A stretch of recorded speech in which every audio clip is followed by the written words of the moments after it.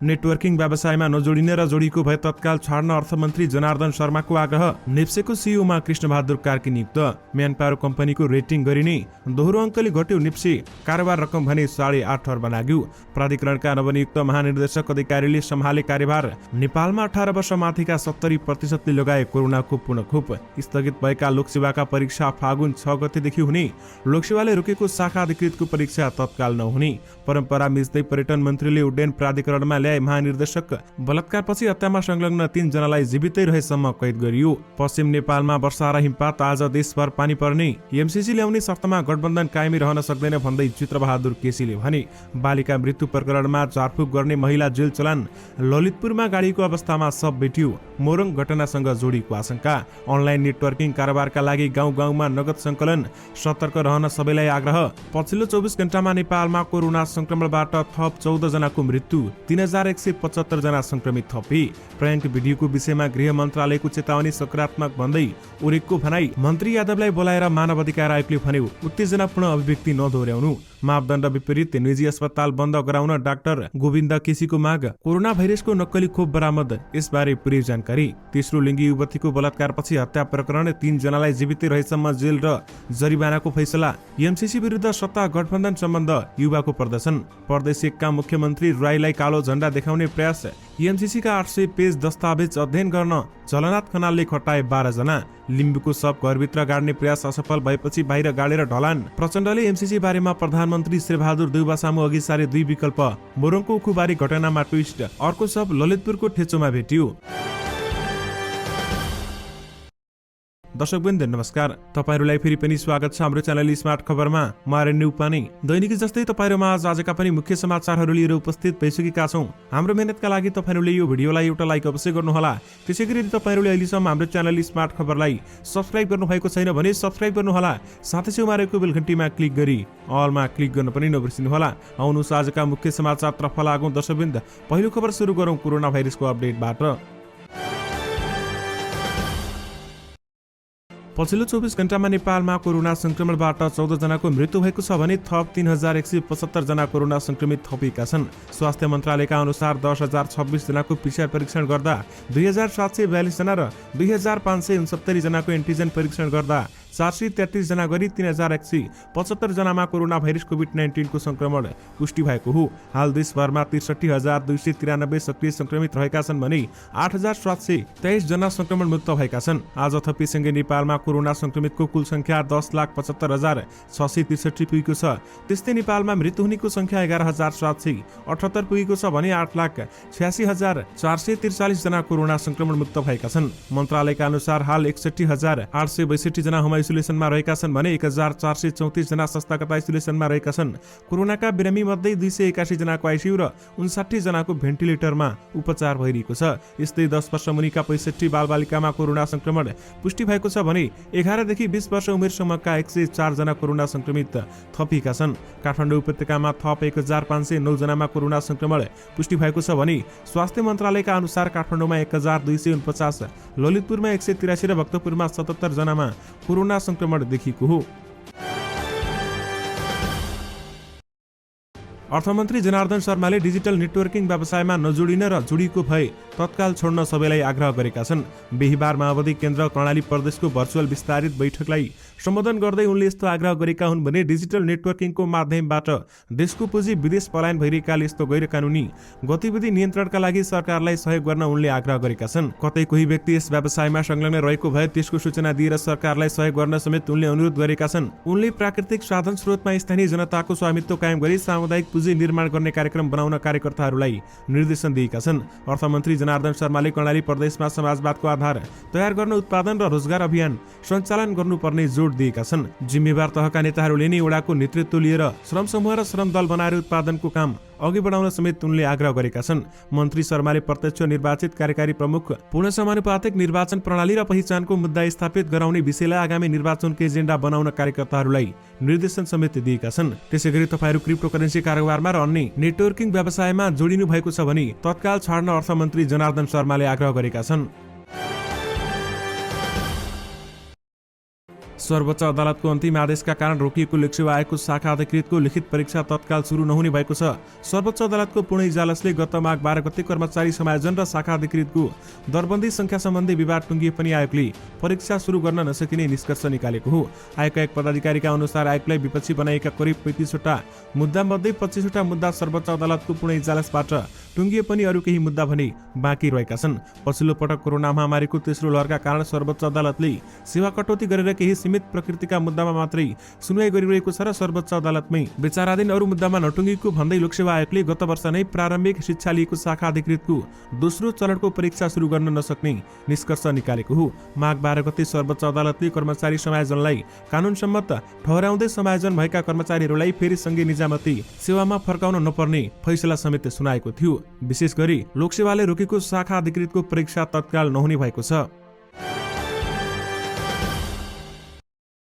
नेपाल नागरिक उड्डयन प्राधिकरणमा वरिष्ठका आधारमा महानिर्देशक बन्ने परम्परा तोडिएको छ। निर्देशक तहबाट एकैपटक प्रदीप अधिकारी संस्थाको नेतृत्वमा पुगेका छन्। प्राधिकरणमा सेवा थालेको 14 वर्षमै अधिकारीले सबैभन्दा माथिल्लो पदमा बाजी मारेका छन्।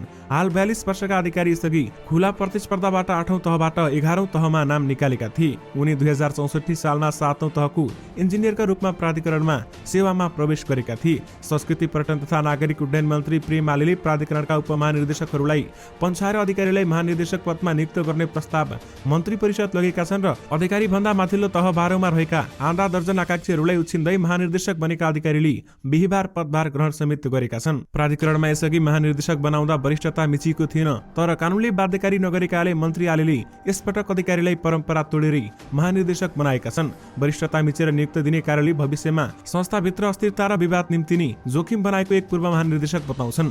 विशेष गरी परम्परा मिच्दै पर्यटन मन्त्रीले उड्डयन प्राधिकरणमा महानिर्देशक ल्याएका छन्। पश्चिमी वायुको प्रभावका कारण देशको पश्चिम क्षेत्रमा वर्षा र हिमपात भएको छ। बुधबार राति नेपाल प्रवेश गरेको मौसम प्रणालीका कारण सुदूरपश्चिम हुँदै कर्णाली र लुम्बिनी प्रदेशका जिल्लाहरूमा मौसम बदली मेघगर्जन चट्याङ सहित वर्षा भएको मौसम पूर्वानुमान महाशाखाले जनाएको छ भने ती प्रदेशको उच्च पहाडी र हिमाली क्षेत्रमा हिमपात भएको समेत बताइएको छ। आज देशभर सबैजसो क्षेत्रमा हल्का वर्षाको सम्भावना रहेको छ भने गण्डकी र लुम्बिनीका केही स्थानमा भने भारी वर्षाको सम्भावना रहेको महाशाखाको भनाइरहेको छ। यस्तै शनिबार पनि गण्डकी, बागमती र प्रदेश नम्बर 1 का उच्च पहाडी तथा हिमाली भूभागका केही स्थानमा हल्कादेखि मध्यम हिमपातको सम्भावना रहेको छ। आइतबारदेखि भने मौसममा सुधार हुँदै जाने मौसमविद प्रधानाङ्गले बताउनु भएको छ। विशेष गरी पश्चिम नेपालमा वर्षा र हिमपात भएको छ भने आज देशभर पानी पर्ने समेत बताइएको छ।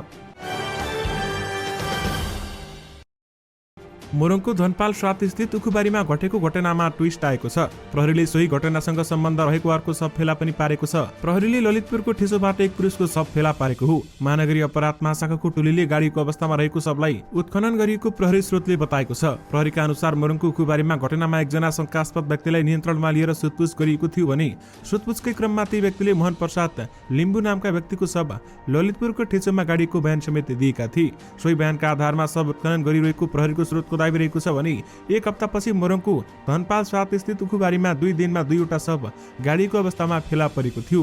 मृतक मध्ये एकजना सुनसरीको धरान 3 का 49 वर्षीय राजेन्द्र कुमार श्रेष्ठ र अर्को सप्तरीका शम्भुनाथ नगरपालिका 4 का 32 वर्षीय शम्भु चौधरी रहेको प्रहरीले जनाएको छ। ललितपुरको गोदावरी नगरपालिका 12 धापा खेलमा खाल्डो खनेर गाडीको अवस्थामा एकजनाको शव भेटिएको हो भने मोरङमा खाल्डो खनेर पुरिएको 2 जनाको शव बारेमा अनुसन्धान गरिरहेको प्रहरी टोलीले ललितपुरमा पनि शव रहेको सूचना पाएको थियो। त्यही आधारमा धापाखेल गएको अपराध महाशाखाको टोलीले अर्को शव बरामद गरेको एसएसपी वसन्त बहादुर कुँवरले हामीलाई बताउनु भएको छ। बरामद शव तेह्रथुमका मोहन लिम्बूको भएको कुँवरले खुलाएका छन् र उक्त शव करिब 1 महिना अगाडि गाडीको हुन सक्ने प्रहरीको अनुमान रहेको छ। उक्त शव गलाउनका लागि 25 देखि 30 प्याकेट नुन पनि हालिएको बताइएको छ र त्यो सबलाई बरामद गरिएको छ। यस घटना बारेमा थप अनुसन्धान पनि भइरहेको छ। प्रहरीले घटनामा 3 जनालाई पक्राउ समेत गरेको छ। हत्यामा भारतीयको पनि प्रयोग गरेको खुलेको छ, तर उनीहरू भने फरार भएका छन्। यस घटनामा विस्तृत जानकारी आउन भने बाँकी रहेको छ।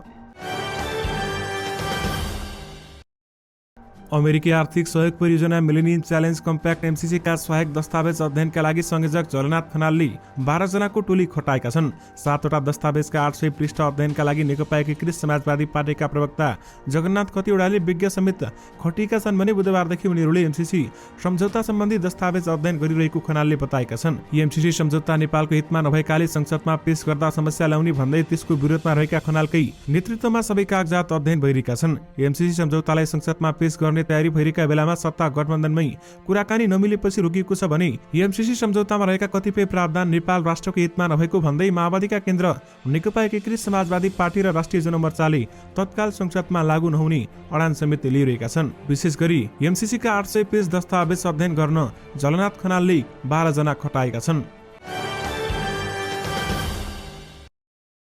तेस्रो लिङ्गी एक युवतीलाई 2 वर्ष अघि जबरजस्ती करणी गरेर हत्या गरेको ठहर गर्दै जिल्ला अदालत मकवानपुरले मुख्य अभियुक्त 3 जनालाई जन्मकैदको फैसला सुनाएको छ। हत्याको घटनामा संलग्न रहेका अन्य 3 जनालाई अदालतले 1 वर्षदेखि 24 वर्षसम्म कैद फैसला गर्ने गरेको छ भने जिल्ला न्यायाधीश दिल्ली रत्न श्रेष्ठको इजलासले हेटौँडा उपमहानगरपालिका 11 घर भई हेटौँडा 10 मा बस्दै आएकी 29 वर्षीय तेस्रो लिङ्गी युवतीको जबरजस्ती करણીपछि हत्या गरेको ठहर गर्दै हेटौँडा उपमहानगरपालिका 4 का 25 वर्षीय सुनिल थापा मगर, 24 वर्षीय आशिष बल र 21 वर्षीय वृद्ध लामालाई जीवित रहेसम्म कैद गर्ने फैसला नगरेको हो। हत्या गरेर धनमाल डकैती गरेको अभियोगमा जनही 9 वर्ष कैद र 90,000 जरिवाना गर्ने फैसला गरेको छ भने अदालतले पीडित परिवारलाई 6 महिनाभित्र 3 जनाबाट जनही 3 लाख रुपियाँ क्षतिपूर्ति भराउन पनि आदेश गरेको छ। 16 वर्षीय नाबालकका हकमा अदालतले जबरजस्ती करणी र हत्या गरेको ठहर गर्दै 16 वर्ष र 8 महिना कैद फैसला गर्ने गरेको छ भने डकैतीतर्फ 6 वर्ष कैद 60,000 रुपियाँ जरिवाना गर्ने फैसला गरेको छ। त्यस्तै पीडित परिवारलाई 2 लाख रुपियाँ भराउन समेत आदेश भएको छ भने घटनामा संलग्न रहेकी डोलमाया तामाङलाई 1 वर्ष कैद र 10,000 रुपियाँ जरिवाना गर्ने ठहर समेत गरेको छ। विशेष गरी बलात्कारपछि हत्यामा संलग्न 3 जनालाई जीवित रहेसम्म कैद फैसला सुनाइएको छ। सत्ता गठबन्धनमा अमेरिकी आर्थिक सहयोग परियोजना मिलेनियम च्यालेन्ज कम्प्याक्ट एमसीसी बारेमा 2 विकल्प खोजिएको छ। 5 दलीय गठबन्धनका एक घटक माओवादी केन्द्रका अध्यक्ष पुष्पकमल दाहाल प्रचण्डले बैठकमा ती 2 विकल्प अघि सारेका छन्। अहिले गठबन्धनमा ती 2 विषय मध्ये एकमा सहमति कायम गराउने प्रयास भइरहेको अध्यक्ष प्रचण्डले बिहीबार बताएका छन्। ती 2 विकल्प मध्ये पहिलो चुनावपछि मात्रै एमसीसी सम्झौता अघि बढाउने र अर्को सम्झौताका विषयवस्तु नै परिमार्जन गर्ने। बिहीबार 4 घण्टापछि चलेको माओवादी केन्द्र कर्णाली प्रदेश कमिटी बैठकलाई भर्चुअल सम्बोधन गर्दै प्रचण्डले एमसीसी सम्झौतालाई आगामी चुनावपछि मात्रै अघि बढाउने लगभग समझदारी भएको बताएका हुन्। अर्को विकल्प सम्झौतामा कन्टेन्ट र परिमार्जन गरेर अर्कै स्वरूपमा ल्याउने विकल्पमाथि छलफल भइरहेको समेत एक नेताले बताएका छन्। एमसीसी संशोधन गरेर मात्रै पास गर्नुपर्छ भन्ने हाम्रो पार्टीको उडान तलमाथि हुने कुरै भएन, अध्यक्ष प्रचण्डले भनेका छन्। तत्काल संशोधन गर्न अमेरिकाले मानेको छैन। त्यस्तो बेलामा अब एमसीसी आगामी निर्वाचनपछि मात्रै अघि बढाउन प्रस्ताव गरेका छौं भन्दै बताइएको छ। प्रचण्डले न्याय जनादेश पछिको सरकारले एमसीसी अघि बढाउने विकल्पमा छलफल भइरहेको समेत बताएका छन्। विशेष गरी प्रचण्डले एमसीसी बारेमा प्रधानमन्त्री शेरबहादुर देउबा सामु यी 2 विकल्प अघि सारेका छन्। काठमाडौँ जिल्ला अदालतले सिन्धुपाल्चोकी 14 वर्षीय बालिकाको मृत्यु प्रकरणमा झारफुकमा संलग्न माता भनिनी उमा ठकुरीलाई पूर्वपक्षका लागि थुनामा पठाएको छ। बालिकाको हत्या आरोपमा पक्राउ परेकी अर्की एक नाबालिकालाई भक्तपुरको थिमी स्थित बाल सुधार गृह पठाउन आदेश समेत दिएको छ। अदालतको बिहीबारको आदेश अनुसार ठकुरीलाई पूर्वपक्षका लागि कारागार विभाग जगन्नाथ देवल पठाइएको महानगरी प्रहरी परिसर काठमाडौँका प्रहरी प्रवक्ता प्रहरी उपरीक्षक दिनेश राज मैनालीले जानकारी दिनुभएको छ। 48 वर्षीय ठकुरीले काठमाडौँको नागार्जुन नगरपालिका 1 रानीवन स्थित पानी ट्याङ्की नजिक भाडाको घरमा झारफुक गर्दै आइरहेकी थिइन् भने उनको घरमा सिन्धुपाल्चोकको चौतारा साँगाचोक गढी नगरपालिका 2 की 14 वर्षीय बालिका बेहोस अवस्थामा 24 पुसमा फेला परेकी थिइन्। बेहोस अवस्थामा बालिकालाई उद्धार गरी उपचारका लागि मनमोहन मेमोरियल अस्पताल पुर्याए पनि चिकित्सकले मृत घोषणा गरेका थिए। उक्त प्रकरणमा झारफुक गर्ने महिला जेल चलान भएकी छन्। दर्शकवृन्द, गत पुसको अन्तिम साता रोल्पा नगरपालिकाको कार्यालय नजिकै गाउँमा आएका अपरिचित मानिसहरूको समूहले स्थानीयलाई रातिको समयमा बेला पारेका थिए। नेपाली रुपियाँ डलरमा साटेर लगानी गर्दा छोटो समयमै धेरै नाफा कमाइने प्रलोभन सहित ती मानिसहरूले गाउँका मान्छेहरूलाई लगानी गर्न उक्साएका थिए। लगानीको प्रलोभन बाँड्न मानिसहरू गाउँ पसेको कुरा वरपरका गाउँमा नै फैलिएको थियो। आफूले यो खबर पाएपछि ठगी हुन सक्ने आशंकामा जिल्ला प्रशासन कार्यालयमा जानकारी गराएको मेयर पूर्ण केसीले बताएका छन् र नयाँ मानिसहरूले डलरमा लगानी गर्न गाउँ गाउँमा प्रशिक्षण गरेको कुरा मलाई खबर आएको थियो। यस्तो कार्य ठगियो भनेर मैले प्रशासनमा जानकारी गराएँ भन्दै उनले भनेका छन्। नेपाली रुपियाँ संकलन गरेर त्यसलाई अमेरिकी डलरमा साटेर लगानी गर्दा छोटो समयमै प्रशस्त आम्दानी हुने प्रलोभन दिएको पाएको मेयर केसीले बताएका छन्। दर्शकवृन्द, तपाईहरू पनि यसबाट सचेत हुनुहोला। यदि तपाईहरूको गाउँमा पनि अनलाइन नेटवर्किङका रूपमा र अन्य कुनै पनि माध्यमबाट नेपाली रुपियाँलाई डलरमा साटेर त्यसको डबल कमाई हुन्छ अथवा धेरै कमाई हुन्छ भनी कोही आएमा तपाईहरूले विश्वास नगर्नुहोला। उक्त कारोबार अवैध रहेको छ र उक्त कारोबारका लागि नेपाल सरकारले पनि प्रतिबन्ध लगाएको छ। यसबाट तपाईहरूलाई जेल हुन सक्छ, तपाईलाई कारबाही हुन सक्छ। यसबाट टाढी रहनुहोला र यसबाट आफ्ना कोही साथीभाइ हुनुहुन्छ भने तुरुन्त त्यो कारोबार छाड्न पनि आग्रह गर्नुहोला। उत्तेजना फैलाउने अभिव्यक्ति दिएको विषयमा राष्ट्रिय मानवाधिकार आयोगले बिहीबार भौतिक पूर्वाधार तथा यातायात मन्त्री रेणुकुमारी यादवलाई बोलाएर छलफल गरेको छ। छलफलमा आयोगका अध्यक्ष तप बहादुर मगर र सदस्यको मन्त्री जस्तो जिम्मेवार पदमा रहेको व्यक्तिले हिंसालाई बढावा दिने र सामाजिक सद्भावमा खलल पुर्याउने खालको र उत्तेजनापूर्ण अभिव्यक्ति दिनु गलत हुने बताएका थिए। आयोगका प्रवक्ता डाक्टर टिकाराम पोखरेलका अनुसार आयोगका अध्यक्ष र सदस्यहरूले राजनीतिक प्रतिस्पर्धालाई स्वस्थ र हिंसा रहित बनाउनु पर्ने भन्दै भविष्यमा त्यस प्रकारका अभिव्यक्ति नदोहोर्याउन पनि मन्त्री यादवलाई निर्देशन दिएका छन्। गत माघ 5 गते समाजवादी युवा संघले रौतहटको गौरमा आयोजना गरेको श्रद्धाञ्जली सभामा मन्त्री यादवले जनमत पार्टीका अध्यक्ष सीके राउतलाई लक्षित गर्दै गौर हत्याकाण्ड दोहोरिन सक्ने चेतावनी दिएकी थिइन्। 2073 चैत 7 गते रौतहटको गौरमा तत्कालीन नेकपा माओवादीले आयोजना गरेको कार्यक्रममा तत्कालीन मधेसी जज अधिकार फोरमका कार्यकर्ताले अतिक्रमण गरेका थिए भने सो घटनामा माओवादीका 27 कार्यकर्ताको मृत्यु समेत भएको थियो। विशेष गरी मन्त्री रेणु यादवलाई बोलाएर मानवाधिकार आयोगले उत्तेजनापूर्ण अभिव्यक्ति नदोहोर्याउनु भन्दै बताएको छ। चिकित्सा शिक्षा सुधारका अभियन्ता डाक्टर गोविन्द केसीले देशभर खुलेका मापदण्ड बिनाका निजी स्वास्थ्य संस्था बन्द गराउन सरकारलाई आग्रह गरेका छन्। शुक्रबार स्वास्थ्य तथा जनसङ्ख्या मन्त्री विरोध खतिवड़ालाई 7 बुँदे पत्र लेख्दै उनले देशभर पूर्वाधार र पर्याप्त जनशक्ति बिना नै निजी स्वास्थ्य संस्था खुल्ने क्रम बढेको छ, यसबाट बिरामी ठगिने, रोग बल्झिने र बिरामीको मृत्यु हुने सम्मको अवस्था रहेको बताएका छन्। देशभर नै गाउँदेखि सहरसम्म कुनै पनि पूर्वाधार र जनशक्तिको व्यवस्था बिना निजी स्वास्थ्य संस्थाहरू चलाउन धेरै मान्छेहरू लागि परेका छन् र सञ्चालनमा पनि आएका छन्। त्यस्तो गर्नु गैर कानुनी मात्र नभई बिरामीहरू ठगिने, रोग बल्झिने, अङ्गभङ्ग हुने र मृत्यु समेत हुने अवस्था रहेकाले देशका सबै थरका स्वास्थ्य संस्थाको चुस्त अनुगमन गरी मापदण्ड विपरीतका स्वास्थ्य संस्थालाई बन्द गराई दोषीलाई कारवाही गरियोस् भन्दै केसीले भनेका छन्। विशेष गरी मापदण्ड विपरीतका निजी अस्पताल बन्द गराउन डाक्टर गोविन्द केसीले माग गरेका छन्। दर्शकवृन्द, कोरोनाको नक्कली खोप पाइएको छ। तपाईहरूले साँचो सुन्नुभयो। भारतको उत्तर प्रदेशको प्रहरीले कोभिडको नक्कली खोपदेखि परीक्षण गर्ने किटसम्म बरामद गरेको छ। विशेष ट्र्याकिङ फोर्सले बाराडा सहितको रोहित नगरबाट 4 करोड भारतीय रुपियाँ बराबरका 3 नक्कली खोप र किट बरामद गरेको हो। प्रहरीले बुधबार छापा मारेर ठूलो परिणाममा नक्कली खोप र परीक्षण किट बरामद गरेको जानकारी दिएको छ भने सोही क्रममा प्रहरीले उक्त घटनामा संलग्न राकेश थबानी लगायत 5 जनालाई पक्राउ समेत गरेको छ। प्रहरीले नक्कली परीक्षण किट, कोभिसिल्ड र जाइकोभ डिका नक्कली खोपका पाइल प्याकिङ मेसिन, खाली सिसी र प्याक गरिएका स्वाभिस्टिक बरामद गरेको समेत बताएको छ। दर्शकवृन्द, तपाईहरू पनि यसबाट सचेत रहनुहोला। तपाईहरू भारतमा हुनुहुन्छ वा कुनै पनि देशमा हुनुहुन्छ भने नक्कली खोपबाट बस्न सतर्कता अवश्य पनि अपनाउनुहोला। एमसीसी विरुद्ध सत्तारूढ गठबन्धन नेकपा माओवादी केन्द्र सम्बद्ध वैसिएल र नेकपा एकीकृत समाजवादी निकट युवा संघ नेपाल मकवानपुरले हेटौडामा प्रदर्शन गरेको छ। एमसीसी बारेमा सत्ता गठबन्धन सहित राष्ट्रिय राजनीतिक तरङ्गित भइरहँदा गठबन्धन सम्बन्ध वैसिएल र युवा संघले विरोध प्रदर्शन गरेका हुन्। देश बेच्न पाइँदैन, एमसीसी चाहिँदैन, सम्पूर्ण नेपाली कौं राष्ट्रघाती एमसीसीको विरोध गरौँ लगायतका नारा लगाउँदै उनीहरूले प्रदर्शन गरेका छन्। उनीहरूले हेटौडाको बुद्ध चोकमा प्लेकार्ड र कालो ब्यानर सहित मुखमा कालो पट्टी र हातमा फलामे साङ्लोमा बाँधिएर सांकेतिक विरोध समेत गरेका थिए। प्रादेशिकका मुख्यमन्त्री राजेन्द्र कुमार राईलाई कालो झण्डा देखाउने प्रयास गरिएको छ। एमाले निकट विद्यार्थी संगठन अनिरासोबीका कार्यकर्ताले मुख्यमन्त्री राईलाई काठमाडौँदेखि विराटनगर आउने क्रममा कालो झण्डा देखाउने प्रयास गरेका हुन्। ठूलो संख्यामा परिचालित प्रहरीले उनीहरूलाई कालो झण्डा देखाउन रोकेको थियो, तर मुख्यमन्त्री राईको गाडी क्रस गरिसकेपछि विद्यार्थीहरूले कालो झण्डा देखाउँदै नाराबाजी गरेका थिए। प्रादेशिकमा मन्त्रीहरू थप गर्ने र मन्त्रालय टुक्राउने सरकारको निर्णयको विरोध र स्थानीय तहको निर्वाचनमा समयमै गर्न अविलम्ब मिति तोक्नुपर्ने भन्दै केन्द्र र प्रदेशका मन्त्रीहरूलाई कालो झण्डा देखाउने कार्यक्रम अघि सारीको अनिरासोबीका विद्यार्थीहरू बताउँछन्।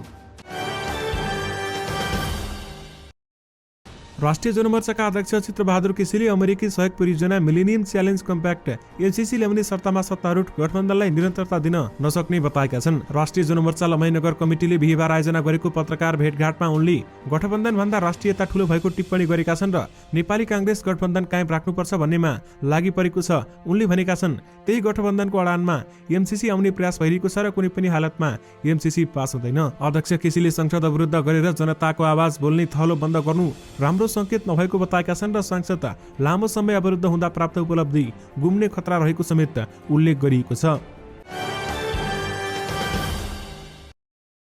नेपालमा 18 वर्षमाथिका 70% नागरिकले कोभिड-19 विरुद्धको पूर्ण खोप लगाएका छन्। स्वास्थ्य जनसङ्ख्या मन्त्रालयले बिहीबार सार्वजनिक गरेको तथ्याङ्क अनुसार लक्षित जनसङ्ख्या 18 वर्षभन्दा माथि उमेर समूहको 70.7% नागरिकले खोपको पूर्ण मात्रा लगाएका हुन् भन्दै बताइएको छ। श्रम रोजगार तथा सामाजिक सुरक्षा मन्त्रालयले वैदेशिक रोजगारमा संलग्न इजाजत पत्रवाला संस्था म्यानपावर कम्पनीलाई विश्वसनीयताका आधारमा वर्गीकरण सिटिङ गर्ने तयारी गरेको छ। मन्त्रालयले म्यानपावर कम्पनीहरूको मापदण्ड तथा स्तर निर्धारण गरी वर्गीकरण गर्न आवश्यक सूचक तथा कार्यविधि तयार गर्न सहसचिव राजीव पोखरेलको संयोजकतामा कार्यदल गठन गरेको छ। कार्यदलमा वैदेशिक रोजगार कार्यालयका प्रमुख, वैदेशिक रोजगार बोर्डका कार्यकारी निर्देशक तथा म्यानपावर कम्पनीका प्रतिनिधि सदस्य रहेका छन् र कार्यदलले म्यानपावर कम्पनीहरूलाई विभिन्न समूहमा वर्गीकरण गर्न मापदण्ड तथा सूचकहरू तयार गर्नेछ भन्दै बताइएको छ। वर्गीकरण गर्दा वैदेशिक रोजगारमा संलग्न इजाजत पत्रवाला संस्था म्यानपावर कम्पनी कुन राम्रो कुन नराम्रो भनेर छुट्याउन सजिलो हुने श्रम रोजगार तथा सामाजिक सुरक्षा मन्त्री कृष्ण कुमार श्रेष्ठले बताउनु भएको छ। दर्शकवृन्द, यस्तो बताइ पनि तर यसमा पनि जोखिम रहेको छ। रेटिङ बढाउनको लागि म्यानपावर कम्पनीहरूले के सम्म गर्न सक्छन् पछिल्ला केही दिनहरूमा हामीले बुझ्दै आएका छौं। गृह मन्त्रालयले प्र्याङ्कको नाममा सर्वसाधारणहरूलाई हैरानी दिने गरी भिडियो खिचेर सामाजिक सञ्जालमा प्रकाशन गर्नेहरूलाई कारबाही गर्ने भनी दिएको चेतावनी महिला पुनर्स्थापना केन्द्र ओरेकले स्वागत गरेको छ। प्र्याङ्कको नाममा सार्वजनिक स्थलमा महिलाहरूको शोषण भएको भन्दै ओरेकले गृह मन्त्रालयको कदमको स्वागत गरेको कार्यकारी निर्देशक लुभराज न्युपानेले बताएका छन्। गृह मन्त्रालयले माघ 13 गते सार्वजनिक स्थलमा सम्बन्धित व्यक्तिको अनुमति बिना प्र्याङ्क भिडियो खिचेर सामाजिक सञ्जालमा प्रकाशन गर्नेलाई कारबाही गर्ने चेतावनी समेत दिएको हो। विशेष गरी प्र्याङ्क भिडियोको विषयमा गृह मन्त्रालयको चेतावनी सकारात्मक छ भन्दै ओरेकले बताएको छ। आज शेयर कारोबार मापक निफ्टी परिसूचक दोहोरो अङ्कले घटेको छ। आज शेयर कारोबार मापक निफ्टी परिसूचक 14.58 अङ्कले घटेर 2876.75 अङ्कमा झरेको हो। निफ्टी परिसूचक सँगै क वर्गका कम्पनीहरूको कारोबार मापन गर्ने सेन्सिटिभ इन्डेक्स समेत 3.26 अङ्कले घटेको छ भने आज कारोबारको अधिकांश समय हरियो देखिएकोमा अन्तिम दोहोरो अङ्कले घटेर कारोबार बन्द भएको हो। निफ्टी परिसूचक घटे पनि कारोबार रकम भने उचालिएको छ। एकै दिन 8.5 अर्ब माथिको शेयर किनबेच भएको छ। दिनभर भएका 1,08,365 कारोबारबाट 224 कम्पनी धितोपत्रको 1,97,80,713 किता शेयर किनबेच भएको छ, जसको कारोबार रकम 8,61,61,71,74,162 पुगेको छ भने बजार घटे पनि धेरै जसो हाइड्रोपावर कम्पनीहरू र निर्जीवन बीमा कम्पनीहरूको शेयर मूल्य उकालो लागेको छ। त्यसैगरी नेपाल स्टक एक्सचेन्ज नेप्सेको प्रमुख कार्यकारी अधिकृत सीईओ मा कृष्ण कुमार कार्की नियुक्त भएका छन् र 17 गते बसेको मन्त्री परिषद बैठकले कार्कीलाई सीईओ नियुक्त गरेको छ। दर्शक महानुभाव, यससँगै तपाईहरुमा आजका सबै मुख्य समाचारहरू राखिसकेका छौं। फेरि पनि तपाईहरुमा नयाँ रिपोर्टहरूको साथमा उपस्थित हुने नै छौं। अहिलेलाई भने मलाई बिदा दिनुस्। नमस्कार।